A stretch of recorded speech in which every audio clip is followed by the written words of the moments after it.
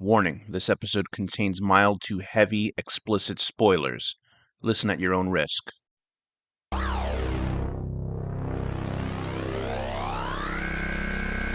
Reviews, discussions, and theories about films in horror, sci-fi, and genre. This is The Horror Deconstruction. Like, share, and subscribe to hear more.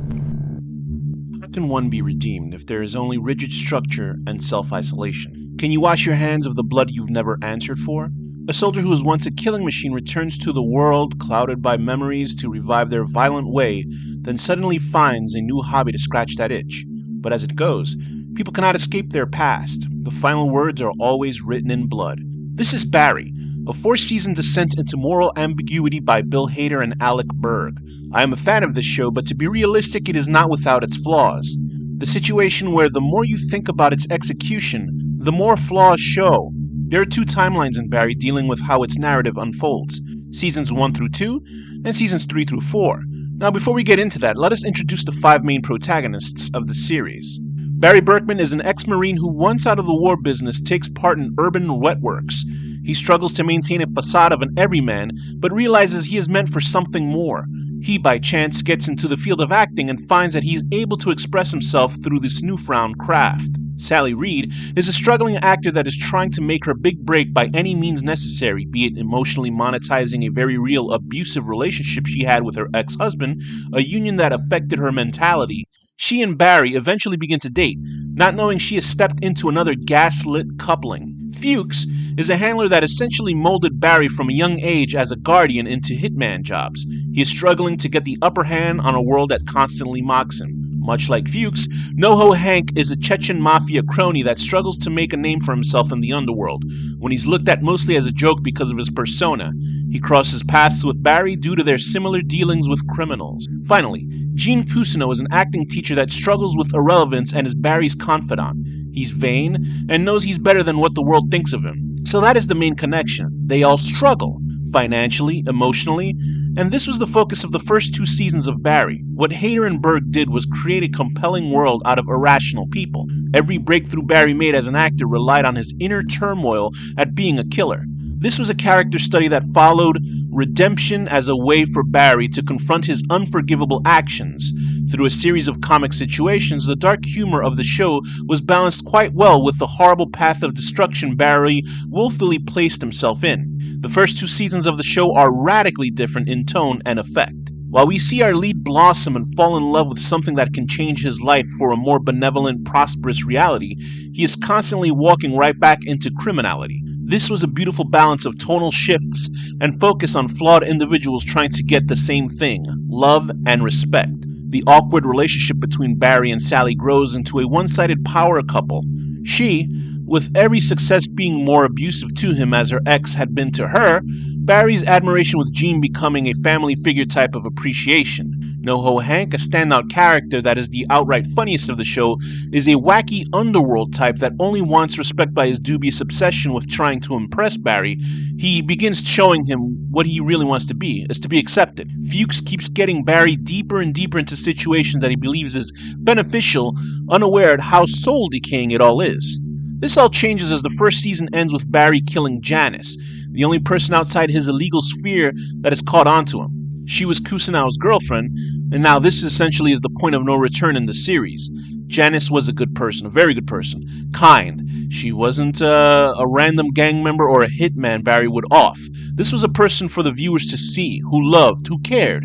This is when we really see the depths of amorality Barry will slog through. Sure, he killed an ex-teammate from the military, but they were willing to get their hands dirty just as he was. Janice, though, is another story. It's a strong way to get an audience to either side with or disregard Barry as a lead character. Bill Hader has said in interviews that he and the writers do not know what's going on after they finish a season. Essentially, they write themselves into a corner and spend time trying to figure out how to get out of it. I don't think this is completely true, but I do think that after the second season, when Cousineau is told by Fuchs what Barry has done, we see that the show is taking a very different shift for the penultimate group of episodes. That said, it followed a very reasonable reality all these characters put themselves in. The excellent writing found ways to get themselves out of tricky plots. We did, for the most part, know that no one would escape this story unscathed. This is where I think the gigantic shift in what Barry as a show becomes. Now, as I remind you, I still think Barry is an incredible series, but the final 2 seasons are not the same show we came into. My takeaway, as Hader becomes more comfortable as a director, the show shifts away into a more avant-garde look at the phoniness of people in Hollywood. Barry, with all his progressive character work, becomes a much more moodier, scarier, outright antagonist in the 3rd season.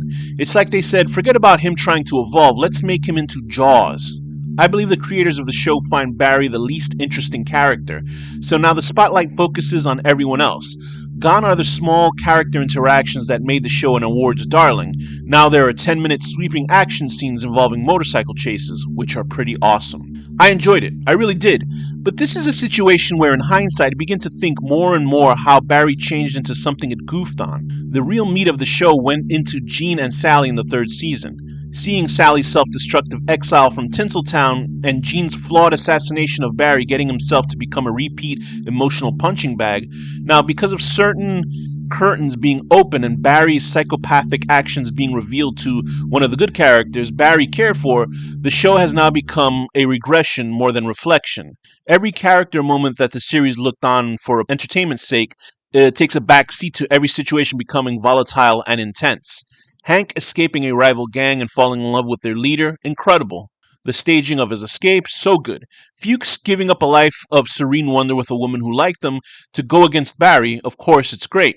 This is what the show becomes, dominoes falling to their destination. So we see a repeat notion in season 4 of Barry and Fuchs changing their actions due to one another. So that becomes just repetitive and it's boring. But whatever, it makes the story move along. Season 4, with its time jump after Barry is arrested, and has now completely vacated the idea of letting these characters grow through words. They have each had an evolution outside of our viewing. Barry escapes jail, and 8 years later we see he lives in the middle of nowhere with his son and a very frustrated Sally. Their names changed. We know Sally is mentally drained because she too is killed, not by want, but by survival. Barry's weird relationship with religion, Gene's reemergence to the world, once again giving into his vain ways because the idea of a feature film based on him might have a great Oscar-winning actor playing him. Hank has finally reached a respected role after the death of his lover and partner Cristobal. Fuchs is finally the hardened man he claimed to be after prison. They all now lead into one final confrontation with one another. To say I was disappointed with the Barry finale is untrue. I liked it. I think it made some smart decisions. It also made some glaringly strange decisions. The good. Fuchs has become who he's always wanted to be. Him giving Barry his son back in an almost apology for brainwashing him is something I thought was the most real character moment of the finale. The look between the two men in silence was incredible. NoHo Hank's death as he clung to Cristobal's statue was the saddest of the series because while he was dangerous to a point, Hank was the most likable. And him not even having a final talk with Barry was a missed opportunity. Sally taking her son and getting out makes sense. It shows she wants a stronger bond with him and is willing to make it important. The fact that she was the only one that had a worthwhile monologue because she was crying to win her son's heart back shows that there was not much character development in this season alone. Barry being killed so fast is a pretty respectable way for him to go on the show. He was a rabid dog and the creators knew this. As for Cousineau getting a life sentence for the bizarre theory Janice's father made makes no sense to me at all. Sally went to stay at Gene's house. She knew he had nothing to do with Janice's demise. Wouldn't she be a character witness for Gene in the trial? She even tells Barry that Cousineau will go to jail for his crimes. You think she wouldn't say anything about it? What about the family of the military friend that Barry killed? They know that he did it, so why would they even allow this bizarre movie adaptation to happen without him, without, some sort of protest? But maybe that's something that happens off screen that we don't know about. Very strange way to end it with Gene in jail. That's just my sort of small thing. People like it. I personally don't because it doesn't make any sense. I know that Gene is a very amoral character, but that was a little bit extreme for him. I'm sure he was a bit of an ass, but certainly no feasible way that this would be his fate. I am not one to disregard style over substance. I enjoyed Twin Peaks, The Return. It was amazing.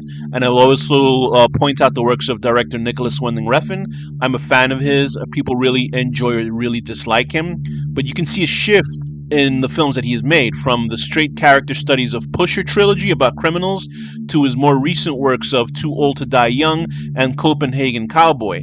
You can't find two polar opposites of output from one director. One was a reserved focus on human beings in desperate situations to dreamlike trips into insanity.